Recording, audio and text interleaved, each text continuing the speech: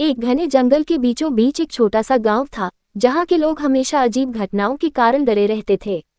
गांव में ये कहा जाता था कि पास के जंगल में एक चुड़ैल रहती है। इस चुड़ैल का नाम तारा था।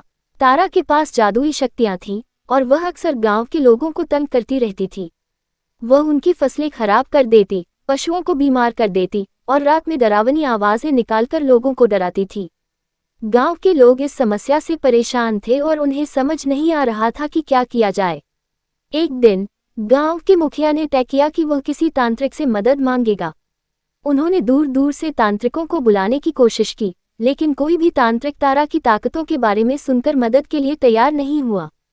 फिर एक दिन एक रहस्यमय तांत्रिक गांव में आया।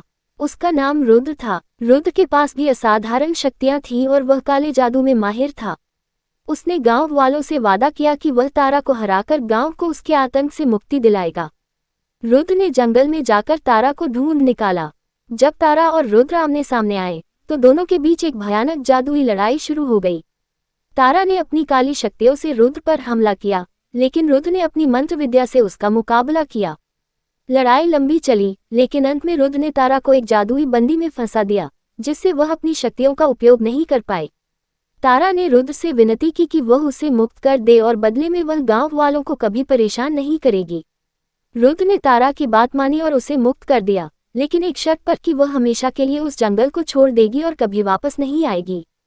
तारा ने ये वादा किया और वहां से हमेशा के लिए चली गई। गांव वाले रुद्र के इस साहसिक कार्य के लिए बहुत आभारी थे। उन्होंने उसे सम्मानित किया और उसे गांव में रहने के लिए कहा। रुद्र ने गांव वालों की मदद करना जारी रखा और उसके बाद गांव में फिर कभी कोई अजीब घटना नहीं हुई। इस प्रकार गांव में शांति और समृद्धि वापस लौट आई। इस कहानी से यह सीख मिलती है कि साहस और बुद्धिमानी से किसी भी कठिनाई का सामना किया जा सकता है। Please like, share and subscribe.